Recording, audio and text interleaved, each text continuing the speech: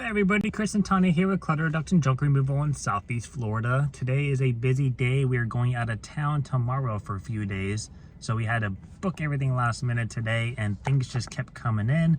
They usually do when we need to go out of town. So this morning we are at the local restaurant for the repeat client we've done a job for in the past. We're picking up about 30 metal chairs, a couple of plants, little potters, and then we're going across the street to the other restaurant to grab some more stuff. Don't think it's anything crazy. He's actually out here right now. But after that, we're going to be going to another repeat client to help move around some stuff in the garage, maybe take away some small stuff. And then the third job is going to be going to senior living facility that we're a vendor for, and we're going to be cleaning out a unit. I've actually moved this guy twice. It's his father. I did a small junk removal for them in the past when they had to downsize units, and then I helped them move to a different facility, get rid of a couple of things that were too big for the new room, and then now he's moving to I think a nursing or hospice or something. So now we're removing pretty much everything in there, and I think they just bought all new stuff for the new room. But that's what we have going on today. Here's the pile. The manager is bringing stuff out little by little. So this is the first start.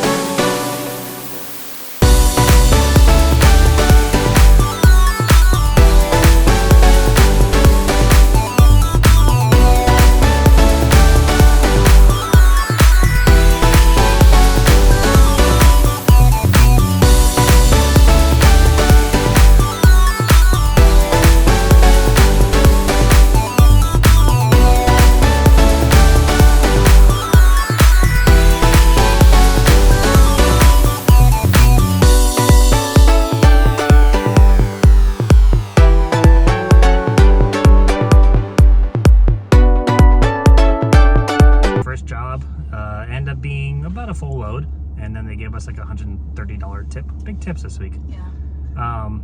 But they're waiting to open one restaurant because they were doing renovations.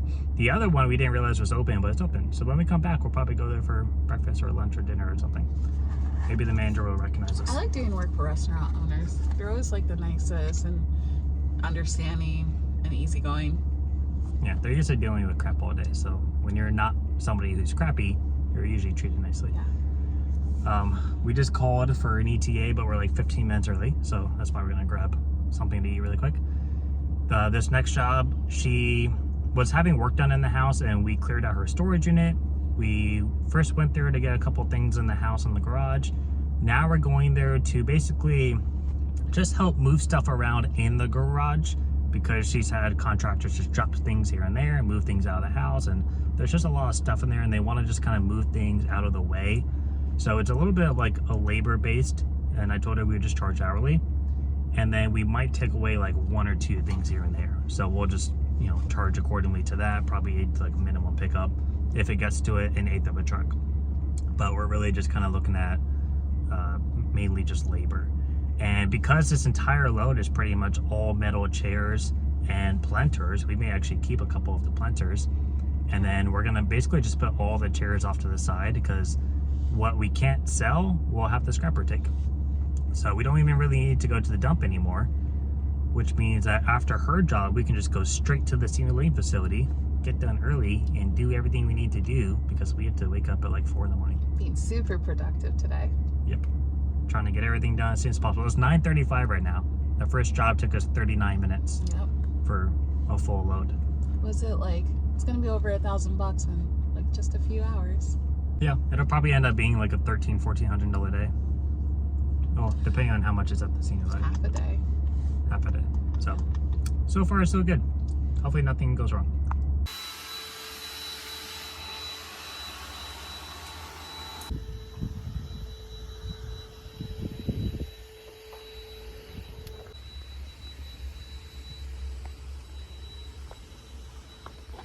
All right, so we just got back home from that job. I didn't take a before picture or video because it came out immediately and I just forgot. I should have, because we actually made it look a lot nicer. Like everything was just in the middle of the garage and it was all spread out. We like moved around the file cabinets, moved the chairs over, moved all the stuff, just all around it. Like she was so happy. And like even I was internally happy because I was like, God, I wish my garage was this easy to work on. Like you could fit 2 cars in there. I can't even fit my cart inside our garage. So, on the way to that job, we had another repeat client. It's just a day of repeat clients.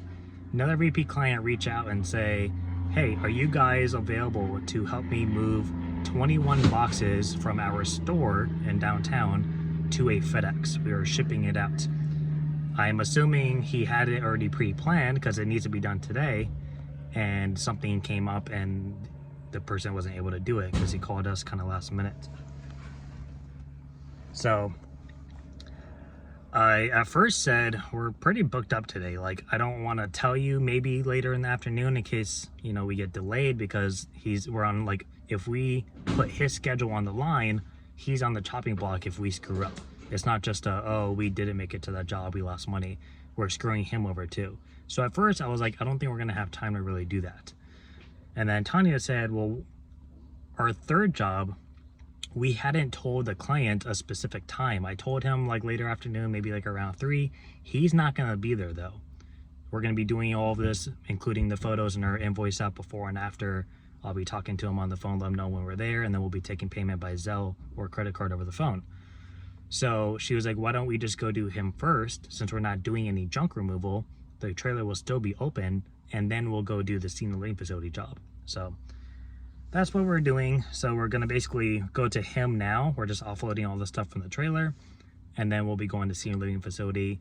I don't know if we're gonna make it to the dump. We probably could time-wise, but I was really trying to get home early afternoon. We have a lot of shit to do.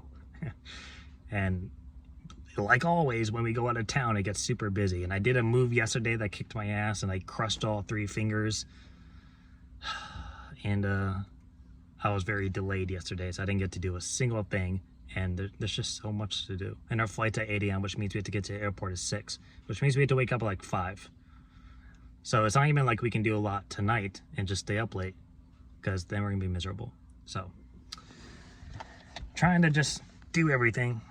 Not taking any more jobs after this though for today. Push everything into next week.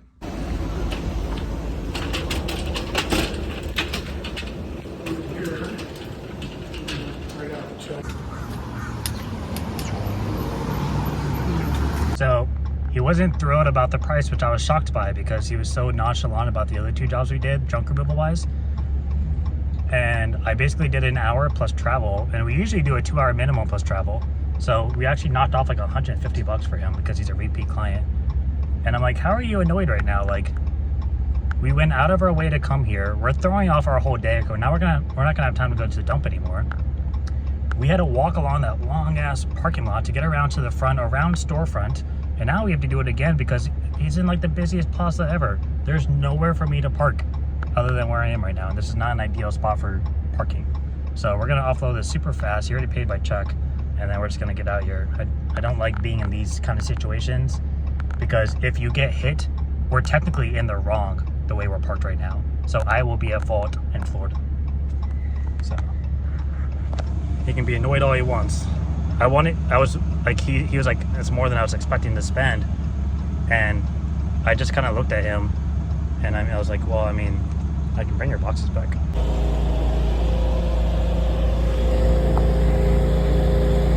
Let's just go all the way to the right. All right, we are at the facility. We're kind of stalling a little bit because there's a Cisco moving truck down there waiting to bring, like they're bringing stuff in and they're blocking where we need to go. So we are here. He already said on the phone he had taken a lot of the small stuff for the most part. So it's these 2 nightstands, a lamps, queen bed, adjustable frame, recliner, pictures, this big old thing with the marble top. We actually moved all this from a different room into this one, and that was probably 6 months ago, maybe a little less.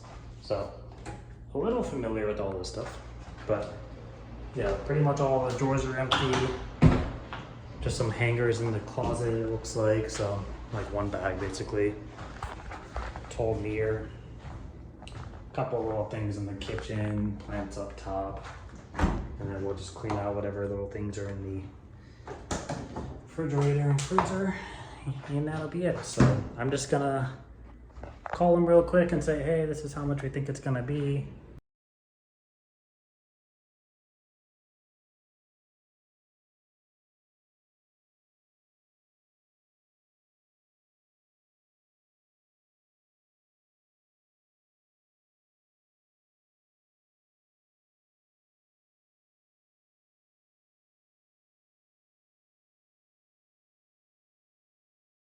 So the maintenance director, who is usually the one orchestrating everything that we do here, stopped by real quick before we left that apartment and said that he wants to keep the adjustable bed frame, but leave it here. I'm going to take care of it. And then he said the caregiver asked to keep the recliner, the little table, and that little chair underneath it. So I'm a little more on the fence when they say a caregiver or like a nurse wants to grab something, because a lot of times it ends up not happening. So if I just say, yeah, we got everything out, left those items behind per his instruction, the caregiver ends up not doing it. If the facility says, well, we're not doing it, and tries to back charge a client and he's thinking that we took everything out, that's a problem on our end. So I went ahead and knocked off the extra labor charge because we do have a little bit of a walk. So I'll usually tack in just like an extra 15 minutes unless we're doing like a clean out or something, just to kind of help make up for extra time. So I basically just knocked that off. So we're just back to a pure half a truck, and that'll make up for the extra items kind of not taken. So he has no idea what's happening. I did call him and say, hey, it's going to be half a truck. And then I told him how much it'd be with the labor charge. And he said, that's fine. We'll call him when we're done, take payment by credit card. When I showed on that phone real quick with the pictures, that's the app that we personally use. If you're looking for a CRM, I would recommend Autopilot because it can do a lot of stuff for you in your business. But for just a straightforward invoice app, I still use this only because I don't think Autopilot has the features yet for photos, for estimates and invoices. When Andrew does finally update that, I will hop over gladly. But until then, that is a feature that I very much like, especially for verification, proof that something was done the way you said it was, that things were left behind, that you said that they would be left behind, and just making little notes ahead of time. So if they open that invoice, like that estimate, and sign off of it because I said I'm not going to take all these chemicals and paints, and then when we leave I take a photo and again say we don't take these photos and paints, then they can't say, oh, I thought you said you're going to take everything. And I said, no, the estimate that you signed off on, look at photo number 5. It says we don't take that stuff. And you signed off on it. And again, I left the same stuff there. It's not by coincidence. So it's a strong feature that I still appreciate. So if you're just looking for a straightforward invoice app, we'll have a link in the description if you want to sign up for it. It's like $20 a month for unlimited invoices. And that's a feature that I really appreciate. But if you're looking for a CRM to do everything else for you, scheduling, text blasts, email blasts, organizing all of your clients by their industry, which is a cool feature, like all your realtors, it'll get funneled into these different categories so you can specifically reach out to all these people. That is an incredibly useful tool, so recommend that. But for everybody else, I like my app. But we'll probably end up monetizing both of them, but still using this one for invoices until Andrew quits being lazy and adds that feature that he told me he was going to do a year and a half ago. I don't ever slow up, no I don't take shit. I got no love for the fakeness. If you wanna play tough and wanna hate this, I'll always show up. I don't ever slow up, no I don't take shit. I got no love for the fakeness. If you wanna play tough and wanna hate this, I'll always show up and make a statement. I don't ever slow up, no I don't take shit. I got no love for the fakeness. If you wanna play tough and wanna hate this, I'll always show up and make Everything I do, so instinctive and so passionate. Every word I move, so descriptive like an adjective. I got a vendetta against people who patented being negative when you should be getting after it. I got facts over tracks, this and that. Spitting slow, spitting fast, I could roast, I could gas. Think I'm okay at last, but I don't know if that can erase all the past. And the pettiness, a reflection of the emptiness. Hilarious, you think you're with my time, you're delirious. Mysterious, because you hide behind a fake exterior. Inferior, you know I'll always be a bit superior. Get off of me, this ain't no humble brag. I want you to hear words, you can say them back. I want you to feel free from the chains at last, and to believe in what you got, it was built to last, yeah. Now that I've been put through hell, I never got anyone's help. I had to do it all myself. I don't ever slow up, no I don't take shit. I got no love for the fakeness. If you wanna play tough and wanna hate this, I'll always show up and make a statement. I don't ever slow up, no I don't take shit. I got no love for the fakeness. If you wanna play tough and wanna hate this, I'll always show up and make a statement. Gonna learn the consequence of being incompetent. Mental health is confidence, dreams and some honestness. I'm not here to save the day, that's for you to take away. I could play a million mind games, but instead I say something not illogical.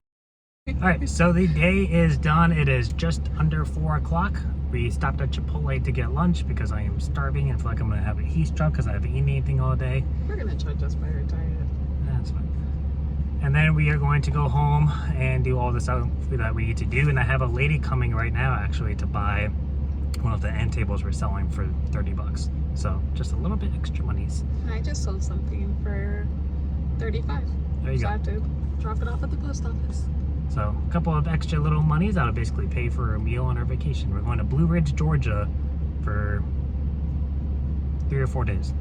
And then we'll be back. 4 days, 3 nights. Sure. So all together for to the day, you want to do some quick math? Sure. Handy dandy calculator. 670, 200, 340, Okay. and 390. 1,600 on So- the dot. So we did 1,600 plus change. $130 tip from the first job we did. Not too shabby. I'm pretty mister. sure I said 1,600 this morning, like 15, 1,600. I thought you said 14, 15, but I'll give you it. Yeah. I'll give So- it to you. Overall, not too bad. Get home by 4:15.